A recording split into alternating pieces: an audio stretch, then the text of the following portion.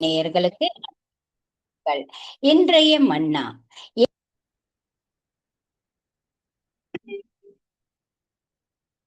ஒரு வார்த்தை இருந்தது, அந்த வார்த்தை தேவன்தானே, அந்த வார்த்தை தேவன்தானே. அகிலம் ஆளும் வார்த்தையது, ஜீவனுள்ள வார்த்தையது. வானம் பூமியே மாறினாலும் மாறாத வார்த்தை தேவன் வார்த்தை. வானம் பூமியே மாறினாலும் மாறாத வார்த்தை தேவன் வார்த்தை. ஆதியிலே ஒரு வார்த்தை இருந்தது, அந்த வார்த்தை தேவன்தானே, அந்த வார்த்தை தேவன்தானே, அந்த வார்த்தை தேவன்தானே.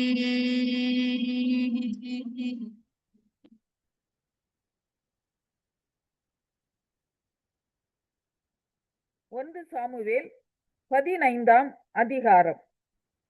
பின்பு சாமுவேல் சவுலை நோக்கி, இஸ்ரவேலராகிய தம்முடைய ஜனங்கள் மேல் உம்மை ராஜாவாக அபிஷேகம் பண்ணுகிறதற்கு கர்த்தர் என்னை அனுப்பினாரே. இப்போதும் கர்த்தருடைய வார்த்தைகளின் சத்தத்தை கேளும். சேனைகளின் கர்த்தர் சொல்லுகிறது என்னவென்றால், இஸ்ரவேலர் எகிப்திலிருந்து வந்தபோது அமலேக்கு அவர்களுக்கு வழிமறித்த செய்கையை மனதிலே வைத்திருக்கிறேன். இப்போதும் நீ போய் அமலேக்கை மடங்கடித்து அவனுக்கு உண்டான எல்லாவற்றையும் சங்கரித்து அவன் மேல் இரக்கம் வைக்காமல் புருஷரையும் ஸ்திரீகளையும் பிள்ளைகளையும் குழந்தைகளையும் மாடுகளையும் ஆடுகளையும் ஒட்டகங்களையும் கழுதைகளையும் கொன்று போட கடவாய் என்கிறார் என்று சொன்னான். அப்பொழுது சவுல் இதை ஜனங்களுக்கு அறியப்படுத்தி தொலாயிமிலே அவர்களை தொகை பார்த்தான். அவர்கள் 2,00,000 காலாட்களும் யூதா ஜனங்கள் 10,000 பேருமாய் இருந்தார்கள். சவுல் அமலேக்குடைய பட்டணம் மட்டும் வந்து பள்ளத்தாக்கிலே ஒரு பதிவிடையை வைத்தான்.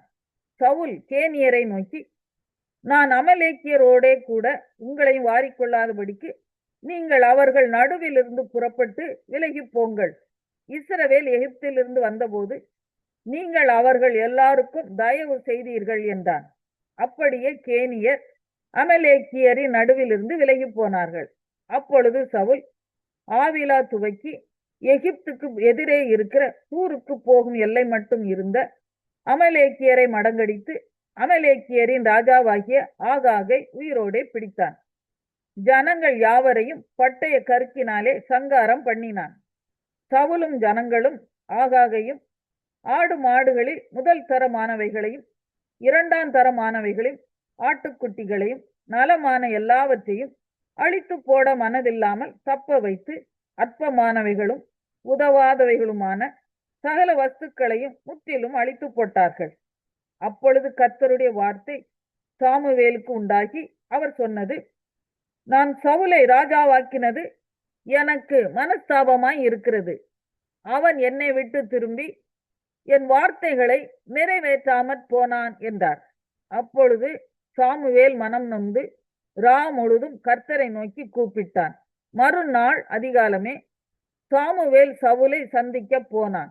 அப்பொழுது சவுல் கர்மேலுக்கு வந்து தனக்கு ஒரு ஜெயஸ்தம்பம் நாட்டி பின்பு பல இடங்களில் சென்று கில்காலுக்கு போனான் என்று சாமுவேலுக்கு அறிவிக்கப்பட்டது. சாமுவேல் சவுலினிடத்தில் போனான்.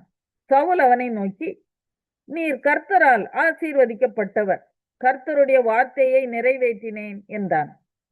அதற்கு சாமுவேல், அப்படியானால் என் காதுகளில் விழுகிற ஆடுகளின் சத்தமும் எனக்கு கேட்கிற மாடுகளின் சத்தமும் என்ன என்றான். அதற்கு சவுல், அமலேக்கியர் இடத்திலிருந்து அவைகளை கொண்டு வந்தார்கள். ஜனங்கள் ஆடு மாடுகளில் நலமானவைகளை உம்முடைய தேவனாய கர்த்தருக்கு பலியிடும்படிக்கு தப்ப வைத்தார்கள். மற்றவைகளை முற்றிலும் அழித்து போட்டோம் என்றான். அப்பொழுது சாமுவேல், அந்த பேச்சை விடும், கர்த்தர் இந்த ராத்திரியிலே எனக்கு சொன்னதை உமக்கு அறிவிக்கிறேன் என்று சவுலோடே சொன்னான். அவன் சொல்லும் என்றான். அப்பொழுது சாமுவேல், நீர் உம்முடைய பார்வைக்கு சிறியவராய் இருந்த போது அல்லவோ இஸ்ரவேல் கோத்திரங்களுக்கு தலைவரானீர். கர்த்தர் உம்மை இஸ்ரவேலின் மேல் ராஜாவாக அபிஷேகம் பண்ணுவித்தாரே. இப்போதும் கர்த்தர், நீ போய் அமலேக்கியராகிய அந்த பாவிகளை சங்கரித்து அவர்களை நிர்மூலமாக்கி தீரும் மட்டும் அவர்களோடு யுத்தம் பண்ணு என்று சொல்லி உம்மை அந்த வழியாய் அனுப்பினார். இப்படி இருக்க நீர் கர்த்தருடைய சொல்லை கேளாமல் கொள்ளையின் மேல் பறந்து கர்த்தருடைய பார்வைக்கு பொல்லாப்பானதை செய்தது என்ன என்றான். சவுல் சாமுவேலை நோக்கி, நான் கர்த்தருடைய சொல்லை கேட்டு கர்த்தர் என்னை அனுப்பின வழியாய் போய் அமலேக்கின் ராஜாவாகிய ஆகாகை கொண்டு வந்து அமலேக்கியரை சங்காரம் பண்ணினேன். ஜனங்களோ உம்முடைய தேவனாகிய கர்த்தருக்கு கில்காலிலே பலியிடுகிறதற்காக கொள்ளையிலே சாபத்தீடாகும் ஆடு மாடுகளிலே பிரதானமானவைகளை பிடித்து கொண்டு வந்தார்கள் என்றான். அதற்கு சாமுவேல், கர்த்தருடைய சத்தத்துக்கு கீழ்ப்படுகிறதை பார்க்கில் சர்வாங்க தகனங்களும் பலிகளும் கர்த்தருக்கு பிரியமாயிருக்குமோ? பலியை பார்க்கிலும் கீழ்ப்படிதலும் ஆட்டுக்கடாக்களின் நிணத்தை பார்க்கிலும் செவி கொடுத்தலும் உத்தமம். இரண்டகம் பண்ணுதல் பில்லி சூனிய பாவத்திற்கும் முரட்டாட்டம் பண்ணுதல் அவபக்திக்கும் விக்கிரக ஆராதனைக்கும் சரியாய் இருக்கிறது. நீர் கர்த்தருடைய வார்த்தையை புறக்கணித்தபடியினாலே அவர் உம்மை ராஜாவாய் இராதபடிக்கு புறக்கணித்து தள்ளினார் என்றான். அப்பொழுது சவுல் சாமுவேலை நோக்கி, நான் கர்த்தருடைய கட்டளையையும் உம்முடைய வார்த்தைகளையும் மீறினதினாலே பாவம் செய்தேன். நான் ஜனங்களுக்கு பயந்து அவர்கள் சொல்லை கேட்டேன். இப்போதும் நீர் என் பாவத்தை மன்னித்து நான் கர்த்தரை பணிந்து கொள்ளும்படிக்கு என்னோட கூட திரும்பி வாரும் என்றான். சாமுவேல் சவுலை பார்த்து, நான் உம்மோட கூட திரும்பி வருவதில்லை. கர்த்தருடைய வார்த்தையை புறக்கணித்தீர். நீர் இஸ்ரவேலின் மேல் ராஜாவாயிராதபடிக்கு கர்த்தர் உம்மையும் புறக்கணித்து தள்ளினார் என்றான். போகும்படி சாமுவேல் திரும்புகிற போது சவுல் அவன் சால்வையின் தொங்கலை பிடித்து கொண்டான். அது கிழிந்து போயிற்று. அப்பொழுது சாமுவேல் அவனை நோக்கி, கர்த்தர் இன்று உம்மிடத்தில் இருந்த இஸ்ரவேலின் ராஜ்யத்தை கிழித்து போட்டு உம்மை பார்க்கிலும் உத்தமனாய் இருக்கிற உம்முடைய தோழனுக்கு அதை கொடுத்தார். இஸ்ரவேலின் ஜெயபலமானவர் பொய் சொல்லுகிறதும் இல்லை, தாம் சொன்னதை பற்றி மனஸ்தாபப்படுகிறதும் இல்லை. மனம் மாற அவர் மனுஷன் அல்ல என்றான். அதற்கு அவன், நான் பாவம் செய்தேன். இப்போது என் ஜனத்தின் மூப்பருக்கு முன்பாகவும் இஸ்ரவேலுக்கு முன்பாகவும் நீர் என்னை கனம் பண்ணி நான் உம்முடைய தேவனாகிய கர்த்தரை பணிந்து கொள்ளும்படிக்கு என்னோட கூட திரும்பி வாரும் என்றான். அப்பொழுது சாமுவேல் திரும்பி சவுலுக்கு பின் சென்றான். சவுல் கர்த்தரை பணிந்து கொண்டான். பின்பு சாமுவேல், அமலேக்கின் ராஜாவாகிய ஆகாகை என்னிடத்தில் கொண்டு வாருங்கள் என்றான். ஆகாக் சந்தோஷமாய் அவனிடத்தில் வந்து, மரணத்தின் கசப்பு அற்றுப்போனது நிச்சயம் என்றான். சாமுவேல், உன் பட்டயம் ஸ்திரீகளை பிள்ளையற்றவர்கள் ஆக்கினது போல ஸ்திரீகளுக்குள்ளே உன் தாயும் பிள்ளையற்றவள் ஆவாள் என்று சொல்லி சாமுவேல் கில்காலிலே கர்த்தருக்கு முன்பாக ஆகாகை துண்டித்து போட்டான். பின்பு சாமுவேல் ராமாவுக்கு போனான். சவுலோ தன் ஊராகிய கிபியாவில் இருக்கிற தன் வீட்டுக்கு போய்விட்டான். சவுல் மரணம் அடையும் நாள் மட்டும் சாமுவேல் அப்புறம் அவனை கண்டு பேசவில்லை. இஸ்ரவேலின் மேல் சவுலை ராஜாவாக்கினதற்காக கர்த்தர் மனஸ்தாபப்பட்டதின் நிமித்தம் சாமுவேல் சவுலுக்கு. ஏசாயா 59 அதிகாரம்.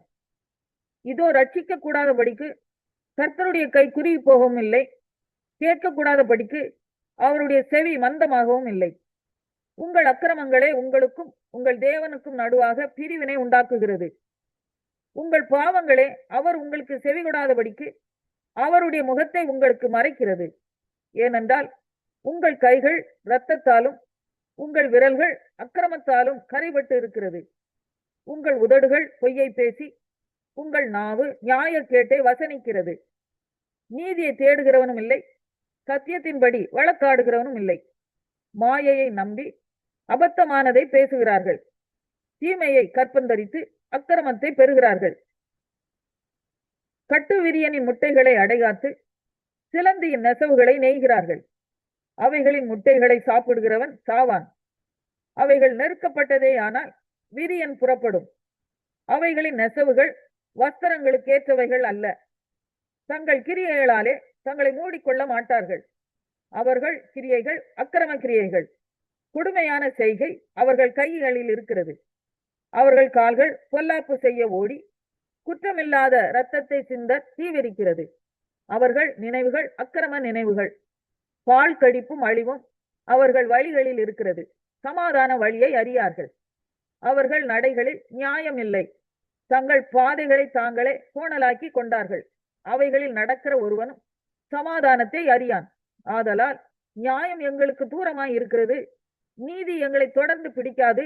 வெளிச்சத்துக்கு காத்திருந்தோம், இதோ இருள். பிரகாசத்துக்கு காத்திருந்தோம், ஆனாலும் அந்தகாரத்திலே நடக்கிறோம். நாங்கள் குருடரை போல் சுவரை பிடித்து கண்ணில்லாதவர்களைப் போல் தடவுகிறோம். இரவில் இடறுகிறது போல பட்ட பகலிலும் இடறுகிறோம். செத்தவர்களைப் போல் பாழிடங்களில் இருக்கிறோம். நாங்கள் அனைவரும் கரடிகளைப் போல உருமி புறாக்களைப் போல கூவிக்கொண்டிருக்கிறோம். நியாயத்துக்கு காத்திருந்தோம், அதை காணோம். ரட்சிப்புக்கு காத்திருந்தோம், அது எங்களுக்கு தூரமாயிற்று. எங்கள் மீறுதல்கள் உமக்கு முன்பாக மிகுதியாயிருந்து எங்கள் பாவங்கள் எங்களுக்கு விரோதமாய் சாட்சி சொல்கிறது. எங்கள் மீறுதல்கள் எங்களோட இருக்கிறது, எங்கள் அக்கிரமங்களை அறிந்திருக்கிறோம். கர்த்தருக்கு விரோதமாய் துரோகம் பண்ணி பொய் பேசி எங்கள் தேவனை விட்டு பின்வாங்கினோம். கொடுமையாகவும் கலகமாகவும் பேசினோம். கள்ள வார்த்தைகளை கற்பந்தரித்து இருதயத்திலிருந்து பிறப்பிக்க பண்ணினோம். நியாயம் பின்னிட்டு அகன்றது, நீதி தூரமாய் நின்றது. சத்தியம் வீதியிலே இடறி யதார்த்தம் வந்து சேர மாட்டாமற் போகிறது. சத்தியம் தள்ளுபடி ஆயிற்று, பொல்லாப்பை விட்டு விலகுகிறவன் கொள்ளையாகிறான். இதை கர்த்தர் பார்த்து நியாயம் இல்லை என்று விசனம் உள்ளவர் ஆனார். ஒருவரும் இல்லை என்று கண்டு விண்ணப்பம் பண்ணுகிறவன் இல்லை என்று ஆச்சரியப்பட்டார். ஆதலால் அவருடைய புயமே அவருக்கு ரட்சிப்பாகி அவருடைய நீதியே அவரை தாங்குகிறது. அவர் நீதியை மார்க்கவசமாக அணிந்து ரட்சிப்பென்னும் சீராவை தமது சிரசில் தரித்து நீதி சரிக்கட்டுதல் என்னும் வஸ்திரங்களை உடுப்பாக உடுத்து வைராக்கியத்தை சால்வையாக போட்டுக் கொண்டார். கிரியைகளுக்கு தக்க பலனை அளிப்பார். தம்முடைய சத்துருக்கள் இடத்தில் உக்கிரத்தை சரிகட்டி தம்முடைய பகைஞருக்கு தக்க பலனையும் தீவுகளுக்கு தக்க பலனையும் சரி கட்டுவார். அப்பொழுது சூரியன் அஸ்தமிக்கும் திசை தொடங்கி கர்த்தரின் நாமத்துக்கும் சூரியன் உதிக்கும் திசை தொடங்கி அவருடைய மகிமைக்கும் பயப்படுவார்கள். வெள்ளம் போல் சத்துரு வரும்போது கர்த்தருடைய ஆவியானவர் அவனுக்கு விரோதமாய் கொடியேற்றுவார். மீட்பர் சீயோனுக்கும் யாக்கோபிலே மீறுதலை விட்டு திரும்புகிறவர்களுக்கும் வருவார் என்று கர்த்தர் சொல்லுகிறார்.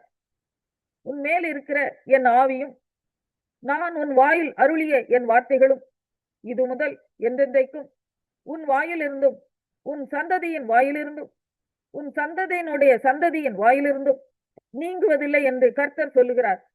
இது எனக்கு அவர்களோடு இருக்கும் என் உடன்படிக்கை. மத்தேயு 3ஆம் அதிகாரம். அந்நாட்களில் யோவான் ஸ்நானன் யூதேயாவின் வனாந்திரத்தில் வந்து, மனம் திரும்புங்கள், பரலோக ராஜ்யம் சமீபித்திருக்கிறது என்று பிரசங்கம் பண்ணினான். கர்த்தருக்கு வழியை ஆயத்தப்படுத்துங்கள், அவருக்கு பாதைகளை செவை பண்ணுங்கள் என்று வனாந்திரத்திலே கூப்பிடுகிறவனுடைய சத்தம் உண்டென்று ஏசாயா தீர்க்கதரிசியினால் சொல்லப்பட்டவன் இவனே. இந்த யோவான் ஒட்டக மயிர் உடையை தரித்து தன் அறையில் வார்க்கச்சையை கட்டி கொண்டிருந்தான். வெட்டுக்கிளியும் காட்டுத்தேனும் அவனுக்கு ஆகாரமாயிருந்தது. அப்பொழுது எருசலேம் நகரத்தாரும் யூதேயா தேசத்தார் அனைவரும் யோர்தானுக்கு அடுத்த சுற்றுப்புறத்தார் யாவரும் அவனிடத்திற்கு போய் தங்கள் பாவங்களை அறிக்கையிட்டு யோர்தான் நதியில் அவனால் ஞானஸ்நானம் பெற்றார்கள். பரிசேயரிலும் சதுசேயரிலும் அநேகர் தன்னிடத்தில் ஞானஸ்நானம் பெறும்படி வருகிறதை அவன் கண்டு, விரியன் பாம்பு குட்டிகளே, வரும் கோபத்துக்கு தப்பித்துக் கொள்ள உங்களுக்கு வகை காட்டினவன் யார்? மனம் திரும்புதலுக்கு ஏற்ற கனிகளை கொடுங்கள். ஆபிரகாம் எங்களுக்கு தகப்பன் என்று உங்களுக்குள்ளே சொல்லிக்கொள்ள நினையாதிருங்கள். தேவன் இந்த கல்லுகளினாலே ஆபிரகாமுக்கு பிள்ளைகளை உண்டு பண்ண வல்லவராய் இருக்கிறார் என்று உங்களுக்கு சொல்கிறேன். இப்பொழுதே கோடாரியானது மரங்களின் வேர் அருகே வைத்திருக்கிறது. ஆகையார் நல்ல கனி கொடாத மரமெல்லாம் வெட்டுண்டு அக்னியிலே போடப்படும். மனம் திரும்புதலுக்கென்று நான் ஜலத்தினால் உங்களுக்கு ஞானஸ்நானம் கொடுக்கிறேன். எனக்கு பின் வருகிறவரோ என்னிலும் வல்லவராயிருக்கிறார். அவருடைய பாத ரட்சைகளை சுமக்கிறதற்கு நான் பாத்திரன் அல்ல. அவர் பரிசுத்த ஆவியினாலும் அக்னியினாலும் உங்களுக்கு ஞானஸ்நானம் கொடுப்பார். தூற்றுக்கூடை அவர் கையில் இருக்கிறது. அவர் தமது களத்தை நன்றாய் விளக்கி தமது கோதுமையை களஞ்சியத்தில் சேர்ப்பார். பதரையோ அவியாத அக்னியினால் சுட்டரிப்பார் என்றான். அப்பொழுது யோவானால் ஞானஸ்நானம் பெறுவதற்கு இயேசு கலிலேயாவை விட்டு யோர்தானுக்கு அருகே அவனிடத்தில் வந்தார். யோவான் அவருக்கு தடை செய்து, நான் உம்மாலே ஞானஸ்நானம் பெற வேண்டியதாயிருக்க நீர் என்னிடத்தில் வரலாமா என்றான். இயேசு அவனுக்கு பிரதியுத்தரமாக, இப்பொழுது இடம் கொடு, இப்படி எல்லா நீதியையும் நிறைவேற்றுவது நமக்கு ஏற்றதாய் இருக்கிறது என்றார். அப்பொழுது அவருக்கு இடம் கொடுத்தான். இயேசு ஞானஸ்நானம் பெற்று ஜலத்திலிருந்து கரை ஏறின உடனே இதோ வானம் அவருக்கு திறக்கப்பட்டது. தேவ ஆவி புறாவை போல் இறங்கி தம்மேல் வருகிறதை கண்டார். அன்றையும் வானத்திலிருந்து ஒரு சத்தம் உண்டாகி, இவர் என்னுடைய நேசகுமாரன். மத்தேயு 4ஆம் அதிகாரம். அப்பொழுது இயேசு பிசாசினால் சோதிக்கப்படுவதற்கு ஆவியானவராலே வனாந்திரத்திற்கு கொண்டு போகப்பட்டார். அவர் இரவும் பகலும் 40 நாள் உபவாசம் இருந்த பின்பு அவருக்கு பசி உண்டாயிற்று. அப்பொழுது சோதனைக்காரன் அவரிடத்தில் வந்து, நீர் தேவனுடைய குமாரனேயானால் இந்த கல்லுகள் அப்பங்களாகும்படி சொல்லும் என்றான். அவர் பிரதியுத்தரமாக, மனுஷன் அப்பத்தினாலே மாத்திரமல்ல, தேவனுடைய வாயிலிருந்து புறப்படுகிற ஒவ்வொரு வார்த்தையினாலும் பிழைப்பான் என்று எழுதியிருக்கிறதே என்றார். அப்பொழுது பிசாசு அவரை பரிசுத்த நகரத்திற்கு கொண்டு போய் தேவாலயத்து உப்பரிகையின் மேல் அவரை நிறுத்தி, நீர் தேவனுடைய குமாரனேயானால் தாழ குதியும், ஏனெனில் தம்முடைய தூதர்களுக்கு உம்மை குறித்து கட்டளையிடுவார், உமது பாதம் கல்லில் இடராத படிக்கு அவர்கள் உம்மை கைகளில் ஏந்தி கொண்டு போவார்கள் என்பதாய் எழுதியிருக்கிறது என்று சொன்னான்.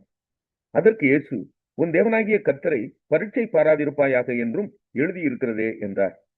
மறுபடியும் பிசாசு அவரை மிகவும் உயர்ந்த மலையின் மேல் கொண்டு போய் உலகத்தின் சகல ராஜ்யங்களையும் அவைகளின் மகிமையையும் அவருக்கு காண்பித்து, நீர் சாஷ்டாங்கமாய் விழுந்து என்னை பணிந்து கொண்டால் இவைகளை எல்லாம் உமக்கு தருவேன் என்று சொன்னான். அப்பொழுது இயேசு, அப்பாலே போ சாத்தானே, உன் தேவனாகிய கர்த்தரை பணிந்து கொண்டு அவர் ஒருவருக்கே ஆராதனை செய்வாயாக என்று எழுதியிருக்கிறதே என்றார். அப்பொழுது பிசாசானவன் அவரை விட்டு விலகி போனான். உடனே தேவ தூதர்கள் வந்து அவருக்கு பணிவிடை செய்தார்கள். யோவான் காவலில் வைக்கப்பட்டான் என்று இயேசு கேள்விப்பட்டு கலிலேயாவுக்கு போய் நாசரேத்தை விட்டு செபுலோன் நப்தலி என்னும் நாடுகளின் எல்லைகளில் இருக்கும் கடற்கரைக்கு அருகான கப்பர்நகூமிலே வந்து வாசம் பண்ணினார். கடற்கரை அருகிலும் யோர்தானுக்கு அப்புறத்திலும் உள்ள செபுலோன் நாடும் நப்தலி நாடும் ஆகிய புறஜாதியாருடைய கலிலேயாவிலே இருளில் இருக்கும் ஜனங்கள் பெரிய வெளிச்சத்தை கண்டார்கள். மரண இருளின் திசையில் இருக்கிறவர்களுக்கு வெளிச்சம் உதித்தது என்று ஏசாயா தீர்க்கதரிசியினால் உரைக்கப்பட்டது நிறைவேறும்படி இப்படி நடந்தது. அது முதல் இயேசு, மனம் திரும்புங்கள், பரலோக ராஜ்யம் சமீபித்திருக்கிறது என்று பிரசங்கிக்க தொடங்கினான். இயேசு கலிலேயா கடல் ஓரமாய் நடந்து போகையில் மீன் பிடிக்கிறவர்களாய் இருந்த 2 சகோதரராகிய பேதுரு எனப்பட்ட சீமோனும் அவன் சகோதரன் அந்திரேயாவும் கடலில் வலை போட்டுக் கொண்டிருக்கிற போது அவர்களை கண்டு, என் பின்னே வாருங்கள், உங்களை மனுஷரை பிடிக்கிறவர்களாக்குவேன் என்றார். உடனே அவர்கள் வலைகளை விட்டு அவருக்கு பின் சென்றார்கள். அவர் அவ்விடம் விட்டு போகையில் வேற 2 சகோதரராகிய செபேதேயுவின் மகன் யாக்கோபும் அவன் சகோதரன் யோவானும் தங்கள் தகப்பன் செபேதேயுவுடனே படவிலிருந்து தங்கள் வலைகளை பழுது பார்த்துக் கொண்டிருக்கிற போது அவர்களை கண்டு அவர்களையும் அழைத்தார். உடனே அவர்கள் படவையும் தங்கள் தகப்பனையும் விட்டு அவருக்கு பின் சென்றார்கள். பின்பு இயேசு கலிலேயா எங்கும் சுற்றி நடந்து அவர்களுடைய ஜெப ஆலயங்களில் உபதேசித்து ராஜ்யத்தின் சுவிசேஷத்தை பிரசங்கித்து ஜனங்களுக்கு உண்டாயிருந்த சகல வியாதிகளையும் சகல நோய்களையும் நீக்கி சொஸ்தமாக்கினார். அவருடைய கீர்த்தி சீரியா எங்கும் பிரசித்தமாயிற்று. அப்பொழுது பலவித வியாதிகளையும் வேதனைகளையும் அடைந்திருந்த சகல பிணியாளிகளையும் பிசாசு பிடித்தவர்களையும் சந்திர ரோகிகளையும் திமிர்வாதக்காரரையும் அவரிடத்தில் கொண்டு வந்தார்கள். அவர்களை சொஸ்தமாக்கினார். கலிலேயாவிலும் தெக்கப்போலியிலும் எருசலேமிலும் யூதேயாவிலும்